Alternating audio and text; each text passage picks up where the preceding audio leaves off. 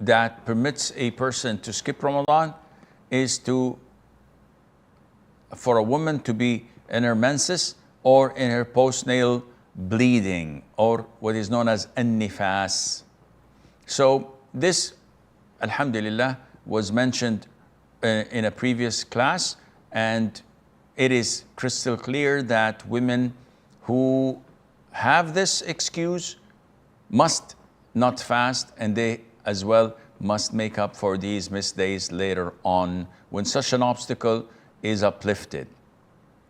Now, there are a number of related issues.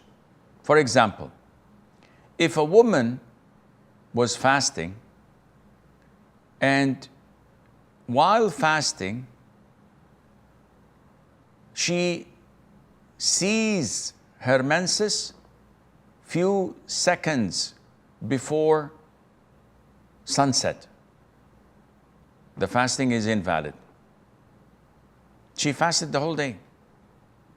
The fasting is invalid. The opposite is also correct. If a woman in her menses throughout the day of Ramadan, and then throughout the night, that is, and then few minutes before the break of dawn, she sees the purity, she's obliged to fast the following day. So again, if a woman was fasting the whole day, and few seconds before sunset, she sees her menses, she considers that day to be skipped, and she must make it up, and she has to do that after Ramadan is over. But also the opposite is true. If a woman sees her purity seconds before Fajr, then she must fast the following day. But if she did not eat the pre-dawn meal and she was not prepared, in this case, alhamdulillah, she doesn't have to do that. And alhamdulillah azza wa jal. Now, what happens if a woman was menstruating and after the adhan of Fajr by a couple of minutes, she saw her purity? Can she fast that day?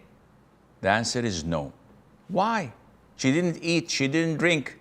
The answer is because Fajr broke when she was in her menses. She saw her purity after the adhan of Fajr by a couple of minutes, which means that these couple of minutes she was in her menses, she didn't see her purity, and hence she has to make up for that day. Is she obliged to continue to fast though it's considered skipped because she's pure now? No, she doesn't have to refrain from eating and drinking because the day is invalid for her to fast, and it's not accepted. So a woman in her menses, a woman who's in her postnatal bleeding, if she sees her purity minutes or seconds before the break of dawn, she must refrain from eating and drinking and fast that day. What happens if a woman, for example, miscarriages during the day of Ramadan? Well, we have to investigate. If the fetus comes out without any features of a human being, then this is not postnatal bleeding. Rather, it is a normal bleeding. She prays and fasts. So someone who was pregnant, the fetus of like 60 days, 50 days pregnancy, comes out chops of meat and blood. In this case, she continues to pray and fast. This is not postnatal bleeding.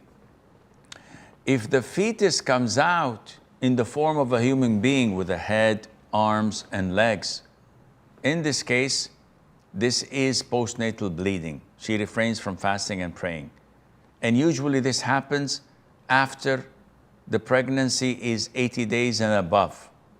Sometimes 80 or 90 days. Because we know for certain that if the fetus is 120 days, this is a human being.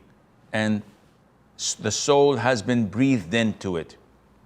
If it is less than 80 days, we know that this is not in the form of a human being, and any bleeding that associates this would be considered normal bleeding. It's not postnatal bleeding. She should not refrain from praying and fasting. Between 80 and 120 days, this is when usually the fetus has the human form, and that would be considered to be postnatal or postpartum bleeding, and Allah Azza wa Jal knows best. وصلى الله وسلم وبارك على عبده ورسوله نبينا محمد.